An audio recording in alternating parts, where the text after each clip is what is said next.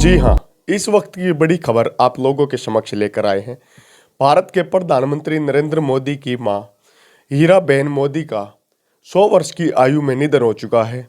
100 वर्ष की आयु में निधन उनका अहमदाबाद को शुक्रवार सुबह निधन हो गया। 3:30 पर उन्होंने अंतिम सांस ली। बीते बुधवार को पीएम मोदी की मां की तबीयत खराब हो गई थी, जिसके चलते उन्हें यूएन मेहता और अस्पताल में भर्ती करवाने का काम किया गया था। सांस लेने में दिक्कत के चलते उन्हें अस्पताल में भर्ती करवाया था, जिसके कारण अब 3:30 पर सुबह शुक्रवार को उनका निधन हो गया। इसको चलते पिछले दिनों पीएम मोदी अपनी मां से मिलने भी गए थे और एक फोटो के साथ कुछ शब्द अपनी मां के लिए बोलने का काम भी उन्होंने किया था। लेकिन इस बात को लोग ज़्यादा समझ नहीं पाए थे और कुछ लोग समझ गए थे कि उनकी मां की तबीयत खराब है। देश से छिपाकर इस बात को रखा गया ताकि किसी प्रकार की भगदड़, भीड़ इत्यादि न बने। 100 वर्ष की आयु उनकी कंप्लीट हो चुकी थी और एक मां ने लंबा संघर्ष किया था अपने पुत्र को आगे बढ़ाने का। नरेंद्र मोदी कई भाई हैं।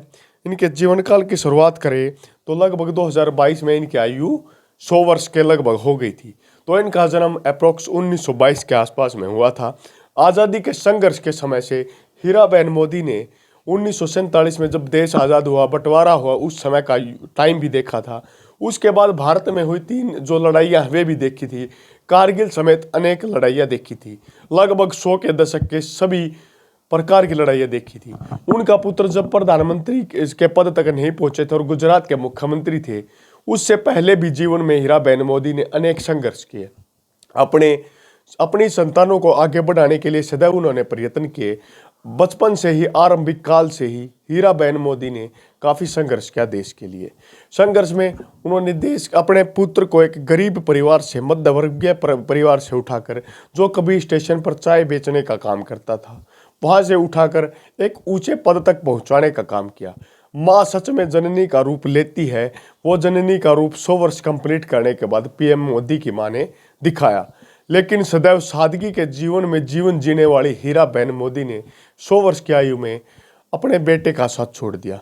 एक लंबा अरसा उन्होंने अपने बेटे के साथ दिया। राजनीतिक पारी जब उनके पुत्र की शुरू हुई तो भी उन्होंने उनका सदैव साथ देने की कोशिश की। लेकिन एक उम्र होती है, एक जायज़ उम्र होती है, उसके बाद आदमी को ये संसार छोड़कर जाना पड़ता है।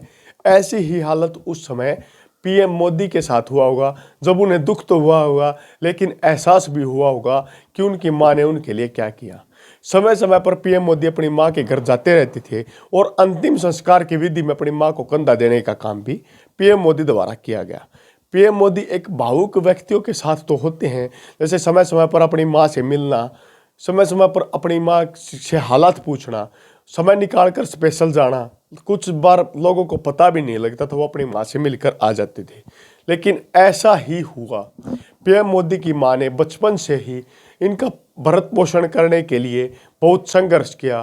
मोदी जी के पिताजी ने भी संघर्ष किया था।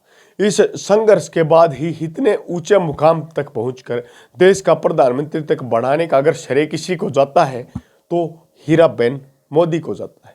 उन्होंने अपने पुत्र को इतने लंबे लेवल तक पहुंचाया कि आज के दिन देश का प्रधानमंत्री और पूरे समस्त विश्व भर में उनकी धाक को दुनिया जानने का काम करती है।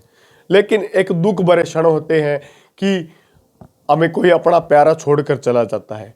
वैसे ही दुख भरे क्षणों से प्रधानमंत्री गुजर रहे हैं।